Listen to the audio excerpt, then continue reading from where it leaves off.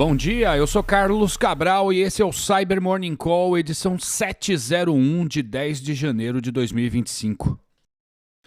Ontem a Recorded Future documentou novos ataques do APT chinês Red Delta contra alvos em diversos países, inclusive aqui no Brasil. O objetivo dos ataques foi o de instalar sobretudo o backdoor PlugX nas máquinas das vítimas, mas também foram observadas infecções com o Shadowpad. Destaque para o fato de que o grupo fez a transição do uso de arquivos LNK para a adoção de arquivos MSC como componente de primeiro estágio em sua cadeia de infecção.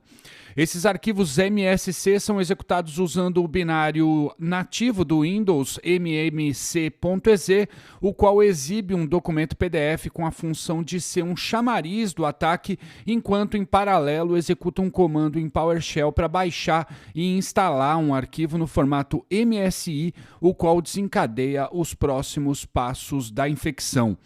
Outra novidade na atividade do Red Delta é que o APT empregou consistentemente o serviço de CDN da Cloudflare para fazer o proxy do tráfego de comando e controle. Isso permite que a atividade maliciosa do grupo se misture ao tráfego legítimo do CDN, o que dificulta o trabalho de analistas de segurança. A dica para o hunting aqui é a seguinte: se você notou a manipulação de arquivos MSC no teu ambiente, sobretudo usando o binário mmc.exe, vá dar uma olhada mais de perto porque pode ser um ataque. E pesquisadores da Checkpoint documentaram ontem uma nova versão do infostealer Banshee.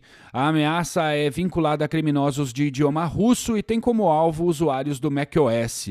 O Banshee foi desenvolvido para roubar credenciais de vários navegadores, de extensões de navegador e de carteiras de criptomoedas, bem como dados de uma extensão de autenticação multifator.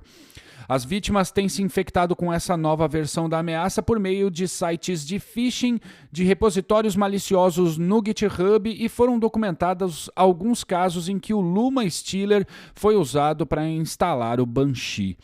Dentre as novas características presentes nessa versão do malware, destaca-se a adoção da criptografia de strings para proteger o código da ameaça, e isso curiosamente é feito usando o algoritmo do Xprotect, que é a engine de antivírus do macOS. A vantagem ligada a esse algoritmo é a de que o seu uso faz a ameaça parecer legítima para os mecanismos de segurança presentes no sistema operacional, criando uma confusão para quem quiser tentar dissociar o que é ferramenta do sistema do que é malware. Também vale a pena dizer que o novo Banshee agora contém mecanismos anti-análise, como a criação de processos filhos para escapar de depuradores, e foi removida a verificação de idioma que anteriormente terminava o processo do malware se o idioma russo fosse detectado. Ou seja, agora está liberado atacar máquinas de usuários de idioma russo. E a Huntress afirmou ontem ter observado ataques contra várias organizações no Canadá, os quais estão ligados ao APT Red Curl. O objetivo principal desse grupo é o de operar campanhas de espionagem, e os pesquisadores documentaram o uso de um arquivo 7-zip no acesso inicial, o qual desencadeia a infecção da máquina pelo malware Red Loader, que possui capacidades para execução remota de código, instalação de outros payloads e a extração de arquivos. Destaque para o abuso do binário PCA-Lua.exe no ataque. Trata-se de um mecanismo do Windows chamado Windows Program Compatibility Assistant, o qual nesse contexto está sendo usado para rodar scripts maliciosos em Python. Então a dica para o hunting aqui é a seguinte: se você notar o tráfego de arquivos 7-zip na mesma máquina em que o binário PCA-Lua.exe foi executado, vai investigar porque pode ser um ataque. Por fim, ontem a Kaspersky postou um artigo demonstrando como aconteceram aqueles ataques contra os robozinhos aspiradores de pó da Ecovacs.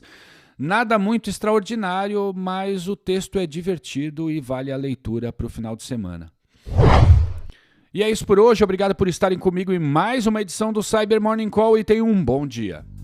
Você ouviu o Cyber Morning Call, o podcast de cibersegurança da Tempest. Nos siga em seu tocador de podcast para ter acesso a um novo episódio a cada dia. E para saber mais sobre a Tempest, nos siga no Instagram, Twitter e LinkedIn ou acesse www.tempest.com.br.